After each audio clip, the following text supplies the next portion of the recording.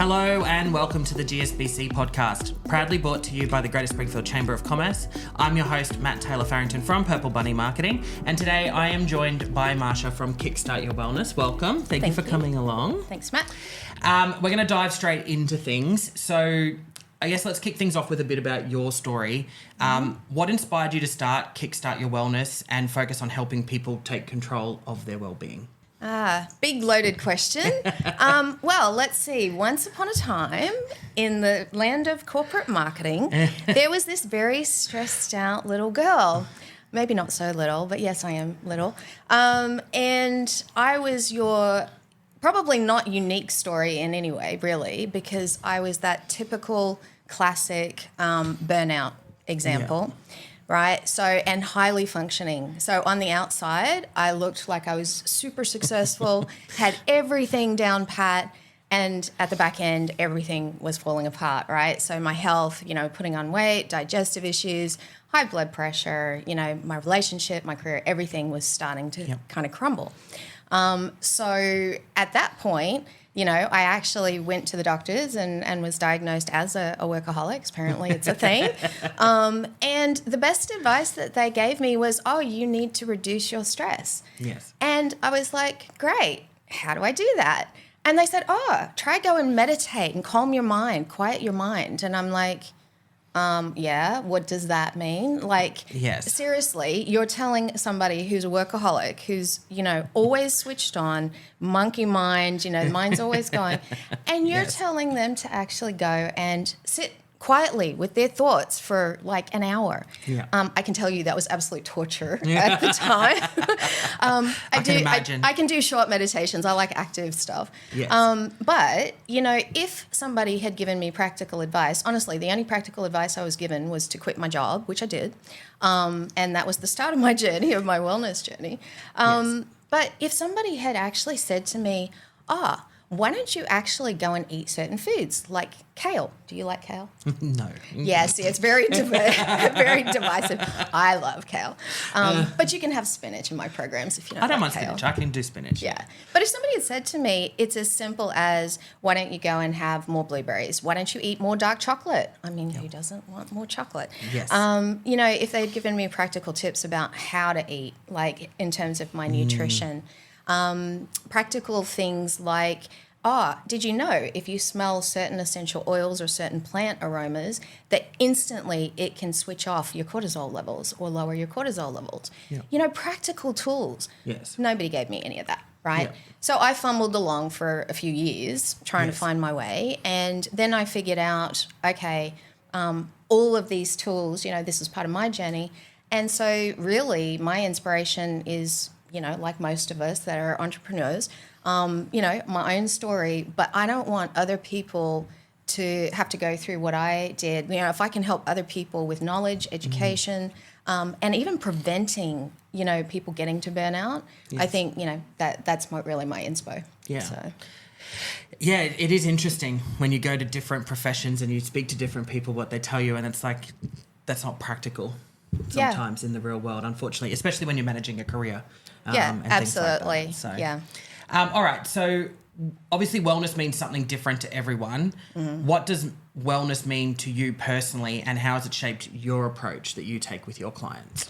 Yeah, this is quite a big, wellness is a big word, right? Yes. And it is different for everybody. I think for me, really, I talk a lot about balance. So for me, wellness is really about balance and longevity. So when we look at, what wellness actually really means, as human beings, as a race, we should actually be growing old gracefully, getting to the ripe old age of 85 or 90. We should still be able to seriously ride a push bike, pick up the grandkids, go out for, a walk, if not a jog.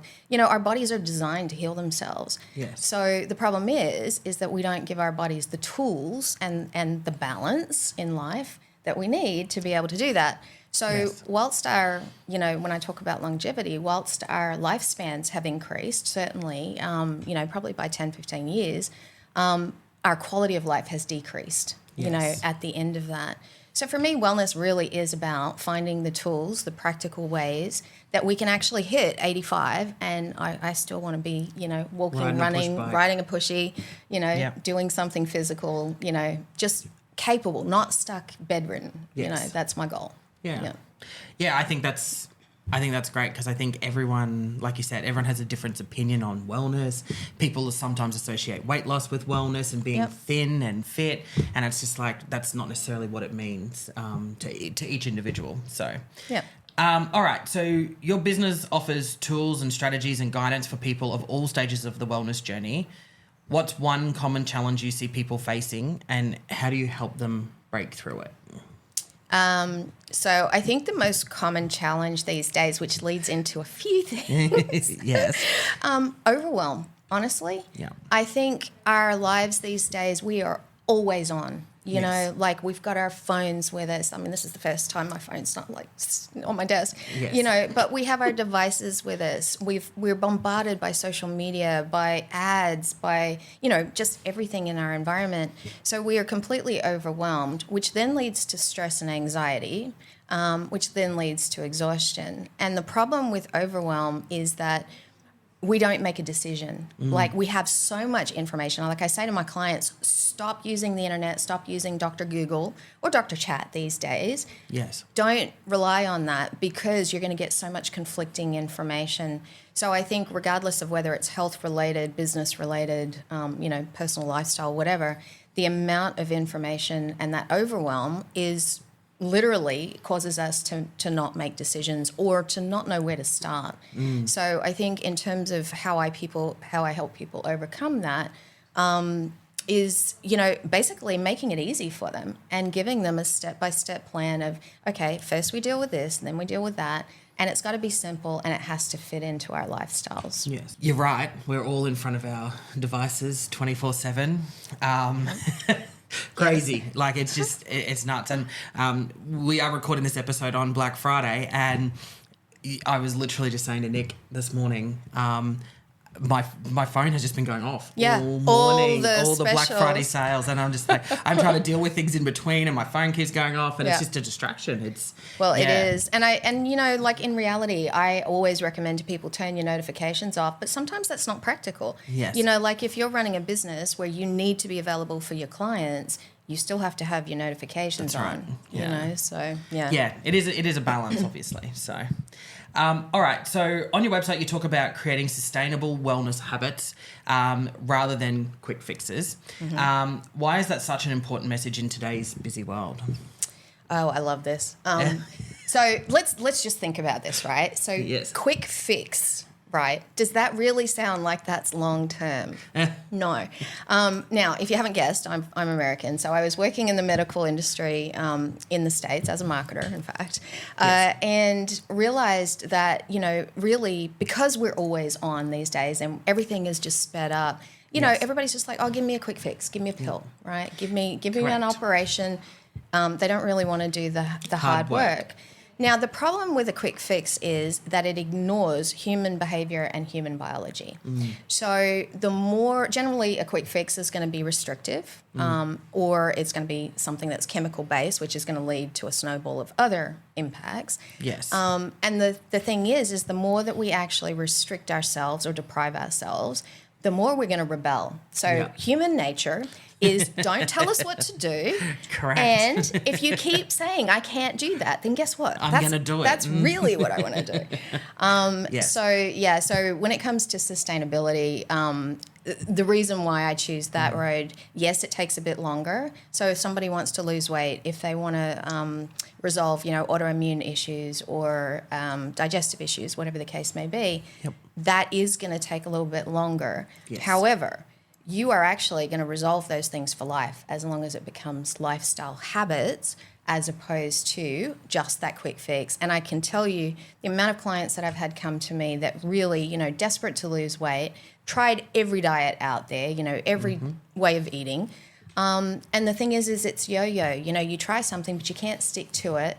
Because your body and your little critters in your gut, by the way, will tell you that they don't like not having balance. So if you're actually depriving them, your body will physically make you actually fall off the wagon. Yes. Quick fixes just literally don't work. Now, I'm not saying that if you really want to fit into that little black dress, in 3 weeks' time, I'm not saying that you can't do a restrictive diet and actually drop the weight off, but it's not sustainable long term. Yes, agreed. All right. You've built a strong online presence. How do you keep people motivated, engaged, and connected through your digital content? I do a mix of digital and in-person, actually. Yeah. So, like with my digital content, it's really about education. My whole attitude is about empowerment and making things fun and easy. So I'm one of those people that questions everything. My personality type is actually a questioner.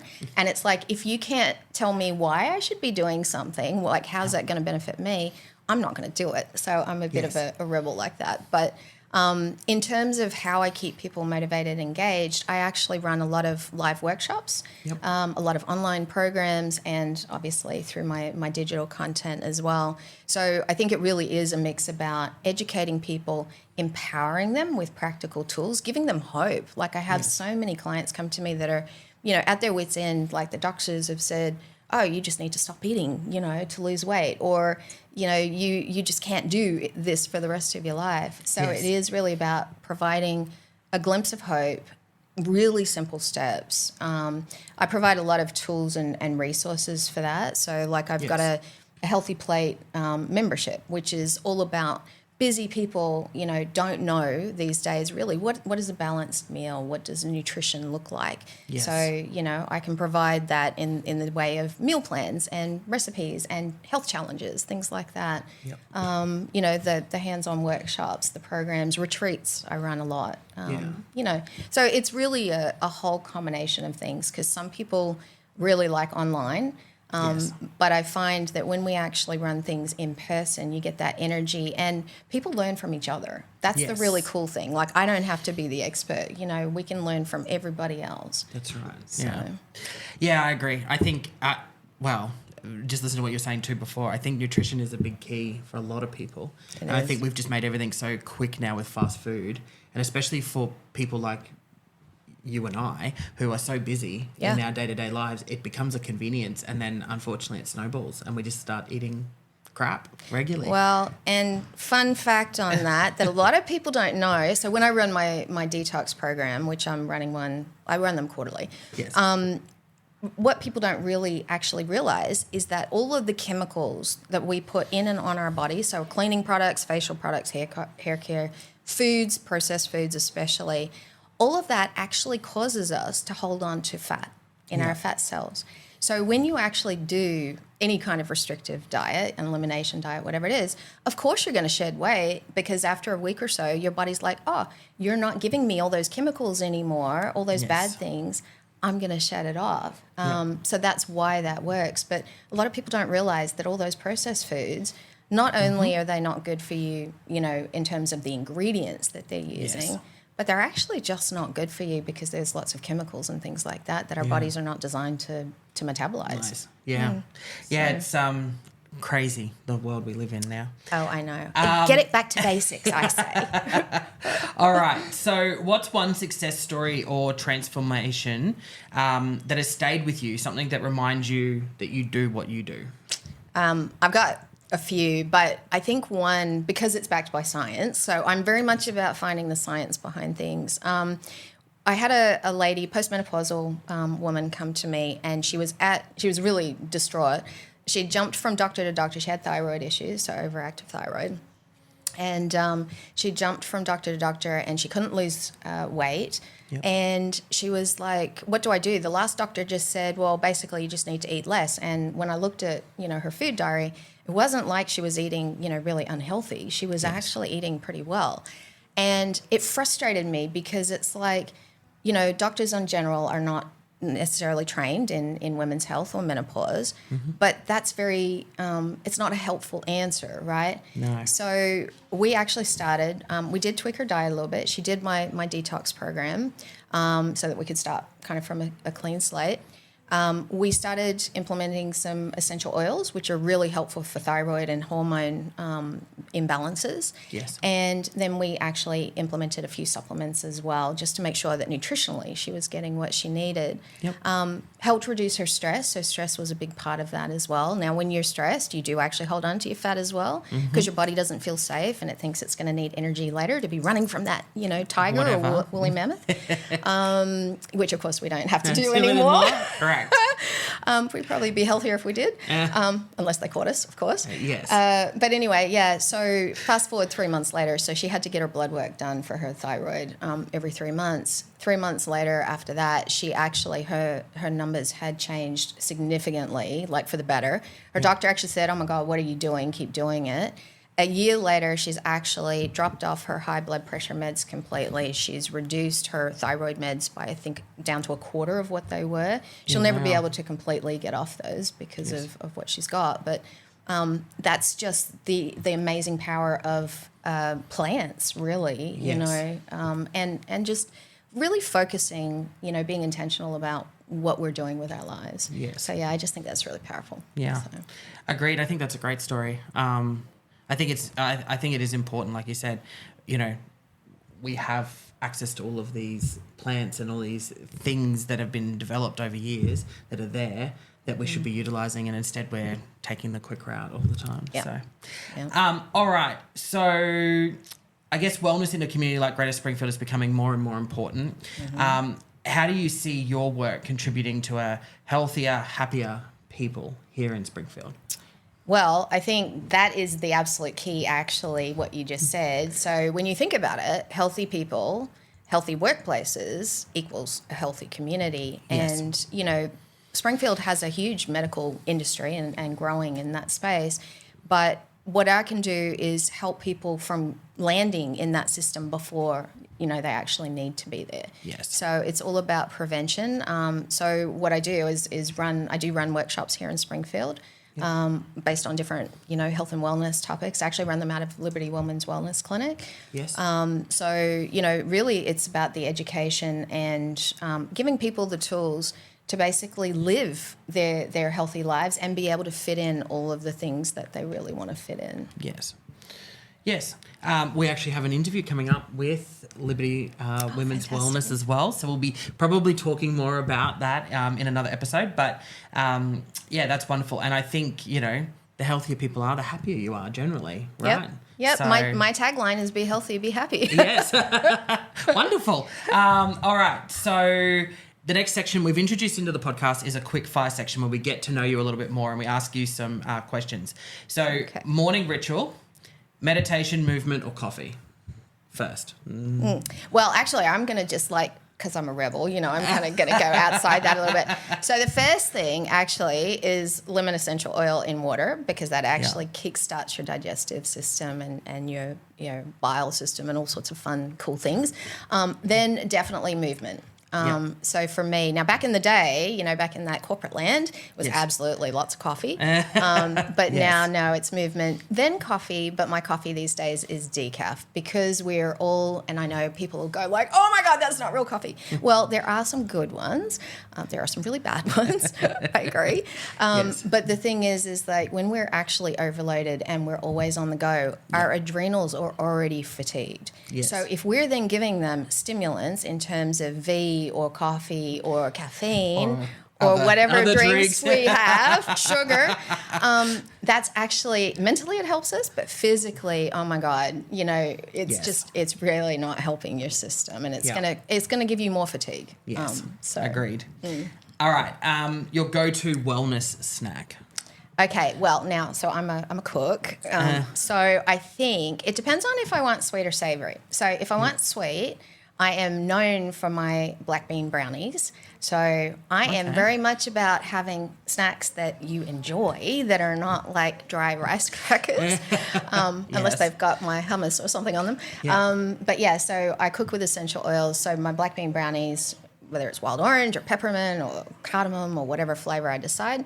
Or if I feel like savory, the simplest snack that I recommend to everybody, if you can eat nuts, is simply cut up some apples and then put some nut butter on top of it. I'm American. I love peanut butter. What can I say? Yeah. You could have just simple plain nuts, but the thing with that is a balanced meal. So when you combine fruit and protein, which is what nuts are, plus healthy fats, your body digests it differently, and you're actually getting more of the nutrients and more of the energy production that's going to give you. So that'd be my favourite.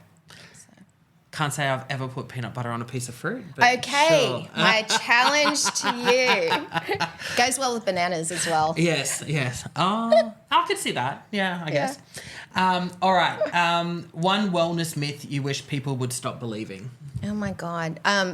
Don't starve yourself. Like these people that are, counting calories, and, sometimes there's a place for that, if you're doing a particular bodybuilding and stuff like that. And that's the other way, in fact. But, being healthy doesn't have to be about suffering and deprivation.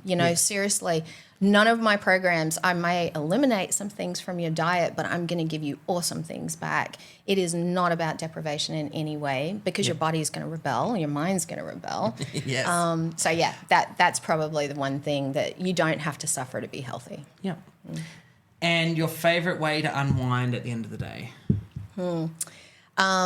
Okay, so baking is my happy place. So it's probably not what most people would go home and let's just bake a batch of cookies. No. Or black bean brownies or whatever the case may be. I actually had a baking business called Marcia's Munchies. So for me, baking is my passion. If it's not baking at the end of the day and it's on a weekend, because I don't drink on weeknights, so I'm not your, granola nutrition coach. It's the 80-20 rule. You got to live life and enjoy life. Probably be kicking back on my balcony, watching the sunset, having a drink, whether it's a mocktail or a cocktail, whichever one I choose. But yeah, probably just kicking back and relaxing with my hubby. Yeah, nice. And lastly, if you had to pick one word for 2025, what would it be? Well, my word for 2025 was intentional. It has been. I've been intentional about what I've chosen to do this year, and my intention was to become more visible and to be able to help more people. So I think I'm definitely on the track to doing that. Agreed. And to wrap things up, what's next for Kickstart Your Wellness? Is there any exciting programs, plans, or new directions on the horizon? Yeah, there's a couple things actually. Cooking is going to play a much bigger part next year in what I'm doing. Yep. So I already run at least one cooking class a year. So next year there's going to be a lot more cooking classes, and I do cook with essential oils. So it's all about making things easy and, as health boosting as what we can. Yep. That might also factor into corporate wellness programs. So, team bonding with cooking. Definitely going to be focusing more on helping busy business owners, being one myself. I know the challenges, but being able to help them actually boost their health, because, when we get busy, health is seriously one of the bottom things that we focus on. But it's quite dumb, because when you think about it's most important. It is absolutely the most important part of your business. If you lose your health, you lose your business. Correct. It's as simple as that. Very much looking forward to partnering with the Chamber, actually, to run some wellness workshops. Those will be coming up in the new year. Yep. And I do have a couple of programs that will be kicking off, like my normal detox program, depending on when this airs. That find the next one. We can put the link, I guess, in the notes. Yeah. And some retreats. I'm actually running more retreats next year. So I co-host retreats with Kerry Spayers. I think you know her from Life Choices Coaching. Yes. We're going to be running more retreats next year, because they've been so popular and women only. Sorry, but they actually they really help women just kind of get more grounded and just give them some them time. Yeah, wonderful. All right. Well, thank you for coming in and having a chat to us on this episode. We appreciate it. And thank you for tuning in to the latest episode of the GSBC podcast. Make sure that you like and follow on all of the links below, and we'll catch you on the next episode.